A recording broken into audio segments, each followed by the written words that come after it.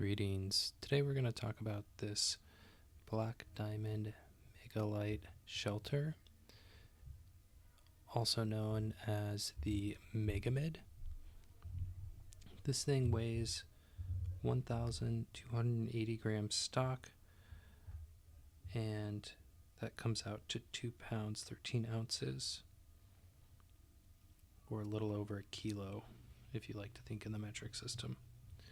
Floor area is 7.3 square meters or 78 square feet. Category single wall. So what we're doing here is staking out our corners because this is not a freestanding system. So we want to stake out our corners first. Then we will prop it up with the pole in the middle. Little background is, for some background on this shelter and my experience using it, I first used this shelter when I was in undergrad on a wilderness-based orientation in the San Juan Mountains of Colorado, where me and 3 other people stayed in one of these shelters, and all sorts of summer rainy mountain weather. Worked great. And it was after that I realized that this is probably the best shelter for 3 to 4 people in terms of weight, cost, durability. You just get a lot of area for a very small amount of weight. Knolls and Outward Bound still use this shelter to my knowledge, and now that my family is 3 people, we're gonna try using this one for backpacking and bike touring. This shelter is made by a company called Black Diamond, of course. It's made out of a material called Nylon. This is the specs I read earlier from the bag. And of course, Nylon is nylon that's covered in a layer of silicone, which makes it a little stronger and waterproof. Looking at this material that this tent is made out of and some of its construction, we should turn our attention to the single zipper opening, which has an up and down function. It's a fairly small zipper, which helps it be lightweight with these P-cord ends. Let's call that 2mm cord with a single overhand knot on either end. One thing to note is there's a buckle on the outside of the shelter, so you always need to have that buckled when it's closed, otherwise you'll probably damage your shelter if the wind's blowing into it. So that's something to keep in mind. Here we're just looking at the seam construction, so pretty good sewing here.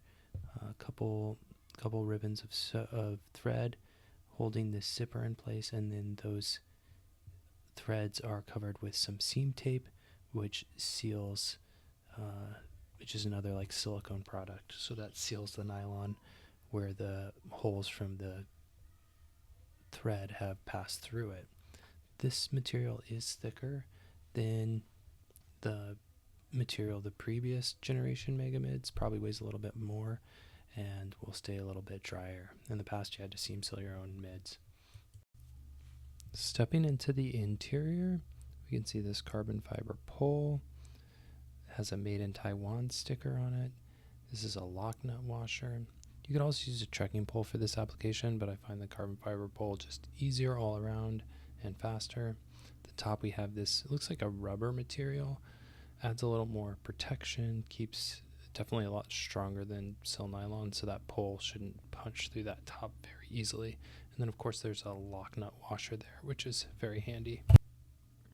Other things of note, this tent was sewn in China, and on the inside we have some eyelets for hanging stuff like Lucy lanterns or clotheslines, bug net potentially if you hand sewed that or bought that attachment.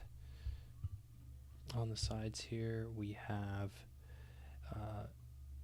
little, I don't even know what you would call these, little knob, well let's call them little button style attachments, so that if you want to prop the door open on the left or right side, you can attach it there. Moving on, let's talk about some other things. First, we can see this plastic buckle here, and this is on the outside of the shelter. It's very important to always use this because if there's any force just on the zipper, it's going to rip, deteriorate a lot faster, basically break your gear. So you always want to have that closed when the doors are closed. One recommendation for Black Diamond would be to put a buckle just like that on the inside. So if you're on the inside, you can easily use the same buckle or a different buckle or both buckles and just have a really strong attachment there so that your zipper has less force on it and maybe won't break as quickly or blow out. So I'm going to hand sew one of those in. Maybe I'll have that in a future video, but if you want to do that yourself, just look for a buckle and some nylon webbing on Amazon and buy it and sew it in yourself. Okay, so this is the P-cord. Looks like this is 2mm P-cord. You can see I'm pulling it in the angle it was sewn in, which is the strongest for the bar tack. It pulls directly on the strong point of the stitching, but it also kind of creates a trip hazard. So pros and cons there, but typically I always try and stake things out in the direction of pull. So just like an arrow shooting out from the corner of that sew-in point. Same thing here. You can see the little webbing fabric attaches to this tiny little piece of plastic, which will probably, I'm sure it's actually weaker than the P-cord, and that'll probably be the first thing to break.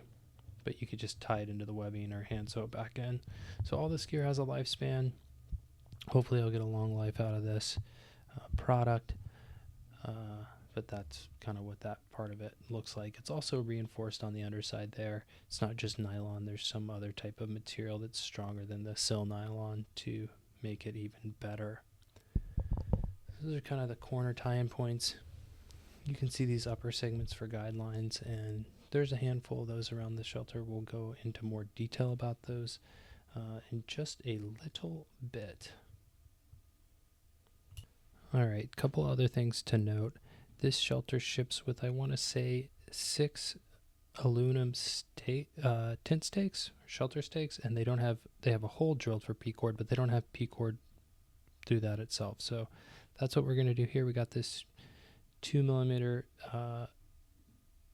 bright orange with the reflective tape for night sewn in cord that we bought off Amazon. I'll put a link in the description below, and we're just going to cut some segments of this because it really helps for removing stakes. You can always take a stick and put it through that hole so you have like a nice pull grip, little T-grip for your fingers, and then just pull the stakes out that way. Once you have one stake out, you can use that stake for the pull grip. So that's what we're going to do here. You can, if you don't want to do this, you can also just buy some stakes that already have this done to them. They're pretty cheap if you go aluminum, or maybe you want to go lighter, stronger with titanium. Just look on Amazon. I'll have some options in the description below. In this case, we're just using a jet boil stove to burn the ends of the P-cord that we've cut with a utility knife after we've thrown them in. When the ends are hot, you can just use a glove for this. Don't use bare hands like I am, but you can use a glove and then just kind of pinch that burnt end together while it's soft, and you'll get a nice little end point that's small enough to fit through the stake hole. And then we're just tying a double overhand knot here so that it's just nice, cleanly dressed and ready to go. And now we're just going to repeat this over and over again until we've finished creating nice loopholes for every one of the stakes. So we will use the power of editing to demonstrate this workflow real quick, just in case that's helpful for folks for cutting the P-cord for the tent stakes. So that's what we did there. Now that we've added some grams and P-cord to this shelter, let's go ahead and remove some. So this is a Tyvek label that the shelter comes with. You should probably keep this. It's going to tell you not to do stupid stuff like light a fire or stove on the inside of the shelter, not to wash it in a washing machine, not to wring it tight and damage the fabric. So we're just going to cut all this off. This is probably not something you should do if you want to warranty this item. I'm never going to send this back to Black Diamond because they make great gear and I think they're awesome. I like to support them, and this video is not sponsored by them. Okay, or anybody. Let's look at this tag. So we got this tag, which is more of like a manufacturer's tag. It's pretty small and harmless, also made of Tyvek. So I'm just going to use this to type right in the date I purchased this shelter, or put it into production really. And that way, 10 years from now, I can look at this and feel good about buying a new product from Black Diamond, or 5 years if I could do a long trail or something crazy like that. So I'll be like, oh, it's 2033, time to buy a new one. Okay, so now we have this shelter set up traditionally, and we're going to add some guidelines to it at every one of these guideline holes. Now it comes with a few pieces of P cord to do this, but we're just going to cut all brand new cord from that segment of cord that I purchased, and that way when it's blowing wind at night, the walls won't move like I showed as much, and it won't make as much of a flapping noise, and hopefully we'll sleep better. We'll see. It'll also hold the shelter better. So those are all the reasons you use guidelines. First things first though, let's take a look at this sewn in loop that this shelter has on it for this guideline attachment. So we can see it's sewn on both sides. It's got some reflective tape on it. That's cool. And it's seam sealed on the other side.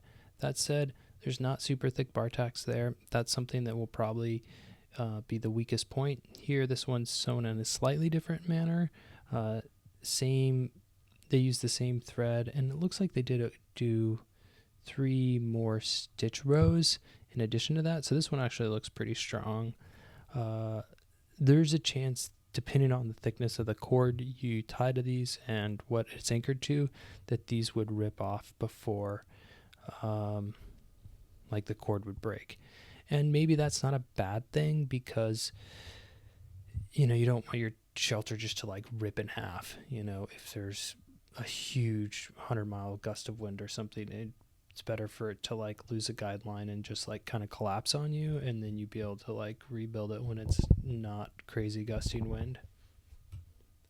Just looking on the inside here to verify there is seam tape over each one of these guidelines, and that's what we're looking at here. So everything's taped up with seam tape pretty well, or very well, and you shouldn't have any leaks, although we can see a little nick there through the sewn nylon. Not sure if that's BD or me.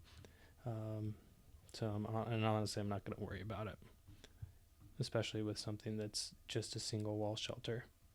Those are the interior sewing of the guidelines that we saw there last. Okay, now let's cut some guidelines and burn the ends and attach them to the shelter. You will need more stakes than the 8 BD ships with this, so just buy those on Amazon. Again, there's a link in the description below. In this case, I haven't bought mine yet, so I'm just using some from another REI tent I had in my garage. So everybody has their favorite knots, and if you don't know knots, tie a lot. My favorite knot for this application is a bowline. So I tie a bowline around the end point, and then I'm just pulling the P cord to like where I visually would see it working well on the ground for like a standard length, and then that's my length. I'm going to cut it right there. I'm not doing anything fancy with like a tape measure or anything. It's a very holistic process, and it's just about an arm's length, which for me is about 6 feet long, and then I'm just going to cut every one of my guideline lengths that long, burn all the ends, take it down, see how it looks. There comes mom and baby back from an awesome ride on trail. I hope they had a wonderful time in the public lands behind our house. Support your public lands. Okay, focusing on the voiceover. We've made our first cut, and now we're doing exactly what I was saying. We're just measuring the next piece against the first piece, and we're going to repeat this process 7 more times. Let's use the power of editing to do that quickly. All right, 8 times the speed. Things are going pretty fast, and this little spool of parachute cord had just enough space to do actually 9 more of these. So I'll have an extra one, which is great. It adds a little bit of weight, but with tarp shelters, more P cord is more options for everything. Okay. Now we're going to light the stove again and burn these ends. All right, burning all the ends, no problem. Thanks to the power of editing, we are working very fast. It's going to take you longer to do this in real time, which is totally normal. Okay, so now let's tie these all in and stake them all in to the ground and see what it looks like. If you're new to the outdoor scene, put on a good audiobook or just take time to enjoy this process. I find it kind of fun, and I hope you do too. So don't rush through it like I am here at 8 times speed. The other thing to note is that sometimes you might be tying a guideline to a tree or something that's not a stake, like a rock buried in sand or an ice screw or who knows. So just anchor to things that are very strong. That's the general idea. And use reflective cords so you're less likely to create trip hazards all over the place. So here's what we got, and all the guidelines are in. So one thing I noticed is that the back of the shelter only has one guideline attachment. The sides of the shelter have one guideline attachment, and the front of the shelter has 3. So why are there 3 on the front and 1 on the back? It actually makes a lot of sense if you think about this shelter having its doors open during the day and the wind blowing into this like a kite or a sail. It's going to put a lot of pressure on those front 2 stakes. So having those front 2 guidelines in, or 3, if only one wall is open, is going to help this shelter withstand that wind. And if there's a lot of wind and the doors are open, you're going to lose the shelter, you're going to damage the shelter. So just be mindful of that. Now, let's pretend there's a lot of wind coming from the back of the shelter, which is how you would set it up if you know it's going to be windy or a storm. So that way you're not going to be letting the wind in when the door is open. You may need more guidelines on the back of the shelter. Well, you can make those, and I'm going to show you how to do that. So you just take a little bit of a rock or acorn or whatever tiny object. You use a bottle cap too. Pop that in the back of the shelter, and then just do like a clove hitch, or in this case a slip knot or girth hitch around that rock, and that will hold the fabric in a circle there. So you can just make your own guideline attachment points. So there's a pro tip there for you. You can use that in the field and it will help give you more anchor points if you need them, or replace a broken anchor point with a fabricated one if you need one of those.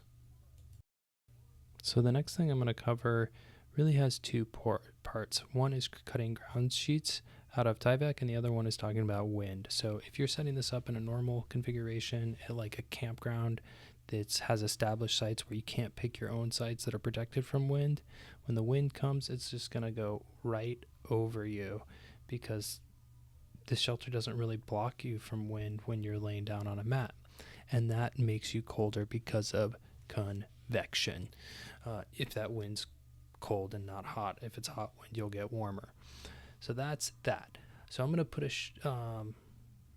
Tyvek ground sheet in here that can also clip/Velcro to the walls, and that will create a wind block for the human body that's laying in the shelter.